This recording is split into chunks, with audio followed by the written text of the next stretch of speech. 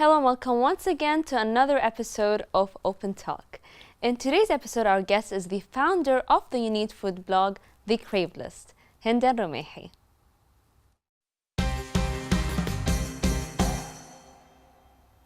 Welcome to our program, Hind. Thank you for having me. Hind, to start with, can you tell me about The Crave List? What made you create The Crave List? Okay, so it started around 5 years ago. Okay. I created a list of all the restaurants in Bahrain that I go to on my phone. And it's just to make it easier because everyone in Bahrain goes out for dinner, for occasions. And we always sit and we think, where do we have dinner now? And it takes up a lot of time and effort. So I just created a list and I segregated it by cuisine and by location. Okay. And I thought it would help me personally. And then my friend asked me for the list. And then with time, I thought, why not share it with the world? And basically, that's how it started. So basically, would you say the Crave List is the list of places that and restaurants that you craved? Yes, more or less. So what made you name it the Crave List? Was that the purpose that you named it the Crave List? Yes, it's basically a list of things that you crave. As simple as that. Okay, so can you tell me what is your favorite restaurant among all these restaurants that you have been blogging about? Well, currently I would say my cafe, even though I Okay. promised myself I'm not going to mention any names. Okay. But yeah, I think all of my followers know it's my cafe. So what makes you like my cafe more than the other restaurants? It's a combination of things. I don't like a restaurant for one thing. I look at a lot of things. The food, the service, the ambiance, and my cafe fits me perfectly. I love their music, their quality of food, their service, everything is perfect. And I haven't been there and had a dish that's not good. I know for a fact that whatever I order off the menu is going to be good. And I think that's very important when it comes to a restaurant. So can you tell me, so you have started the Crave List through social media. Yes. Can you tell me how do you find that? Is it easy or it's hard to get to your followers? Actually, it's much easier than I expected. Because like I said in the beginning, I had the list and it was just between me and my friends and my family. And I thought, why would I share it with the world? No one's going to listen to me. Who am I that people will actually listen to me? And then when I started on Instagram, I saw that people responded positively. People started asking me in the direct messages, where do you recommend I go for dinner? What's the best Italian? What's the best Indian? And from then on, I just kept building and building, and it's been going on well.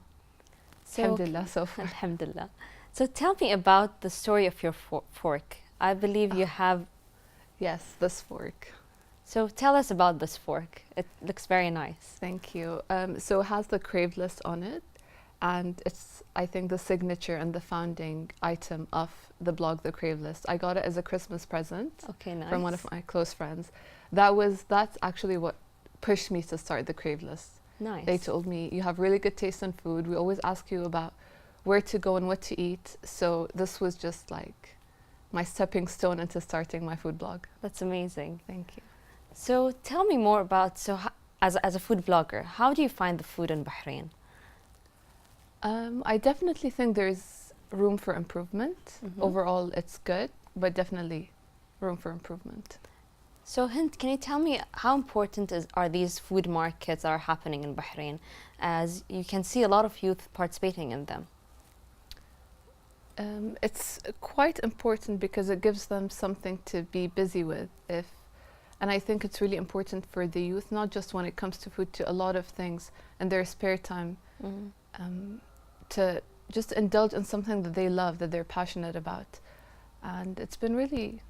So I believe you have seen a lot of food vendors when Yes. you have covered, for example, the food festival. Could you tell me which one of those food vendors were your favorites?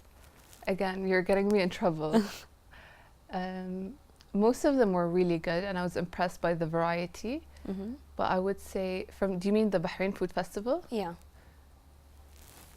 I think Sandow. Sandow. Yeah. Because what made you say Sandow? It's the quality of their food. Okay. It's a lot of vendors are doing like brisket sandwiches, but they stood out because of the quality and the love they put into it. And I wrote on Instagram once that I went to street food festival, Okay. and I missed Sandow, and then the chef messaged me and he described to me what Sandow is and how much love they put into it. And he told me, next food festival, please stop by and we'll give you a try. So I really like that communication and love that they put into their food. It is. It's indeed they have been working hard and showcasing what they actually are providing their customers. So overall, tell me what is your favorite? What kind of food is your favorite? That is a trick question. When people ask me, I always tell them there is no specific food that's my favorite. I love all cuisines as long as it's good quality food. But if I had to choose a cuisine, I would stick with Japanese Asian, definitely. Japanese Asian. Yeah. So tell us where do you see the crave list in the future? As I believe you have started the crave list for the past, it has not been a year yet. No. So tell me, what do you have for the crave list in the future?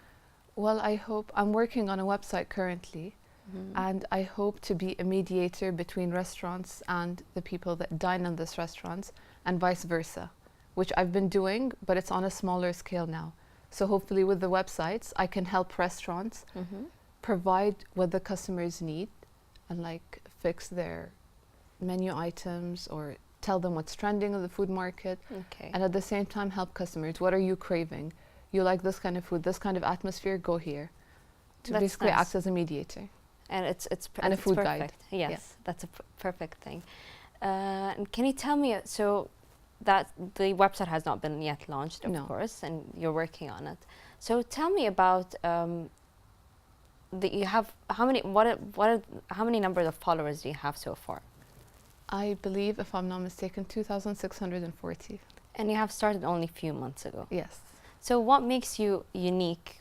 What makes you different than the other food bloggers? What would you say that makes you different than the other food bloggers? I would say, and this sounds a little snobby, but I would say my taste in food. Okay. Definitely, and the feedback that I get from my followers, because I told you when I started, I had no idea where this was going to go, but when I saw the positive feedback, and I thought, I'm doing a pretty good job, so I just should keep going. So, are you planning to blog about other places other than Bahrain? Yes, inshallah. Inshallah. Where would you want to explore restaurants in if you had to choose any country? Well, that's also another trick question. Currently, it would be France, but overall, if I really had to go down to one, it would be London. Okay. And I've been there before, and I've seen the food market. And personally, I think it's one of the best food scenes in the world. So, as a food blogger, what would you like to basically see? What kind of food or would you like to see us having in Bahrain? Definitely poke bowls. Okay. Not a lot of people are familiar with poke bowls. It's a Hawaiian dish. Okay. It's with you choose a base. You know, when you go to Subway, you choose a sandwich. So it's almost the same concept where you get a bowl and you choose either white rice, brown rice, or quinoa, topped with fish. It could be raw, it could be grilled, or chicken or beef, but preferably fish, and topped with vegetables. And I think living in an island surrounded by water and sea, I think that's a very good. So, Hind, do you think we have a competitive market when it comes to restaurants in Bahrain? Yes, definitely. And I feel like they're competing more or less with the same things. And I write on my Instagram about it. I want to see creativity. It's like one coffee shop opens and then 10 will follow. Frozen yogurt, 10 will follow. You know, I want to see people come up with their own. Restaurateurs or entrepreneurs come up with their own idea. And I think that's what will make a restaurant successful. And do you feel if you had to say you have a creative restaurant in Bahrain, what would that restaurant be? Well, I will refer to one of the restaurants I went to. Okay. It's called Mahonia. It's just opened in Bahrain. Okay. And it's aiming to be the first Michelin star restaurant in the region, which I have my fingers crossed it will be. Inshallah. That was the epitome of creativity to me. And I recommend everyone to go there on a special occasion because it's very pricey. Okay. And let's go to this. What would your last words be for everyone that follows the crave list, or the people that you would love to follow the crave list?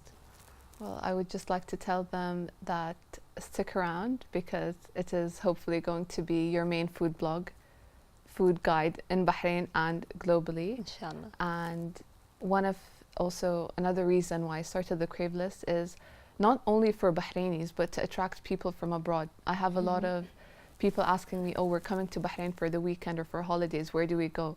Okay. And it really makes me happy when I share with them my list and they tell me, thank you, you've been great help, we've loved it. And it also like reflects the food scene in Bahrain and promotes tourism as well. So it's like two birds in one stone. You're doing a great job, and I Thank really you. wish you all the best. Thank you so much. Well, thank you, Hind, for being with us. Thank you. Once again, our guest today was Hind Rumehi, the founder of the food blog The Crave List. Don't forget to follow The Crave List if you haven't yet. Thank you for watching Open Talk. Have a good evening.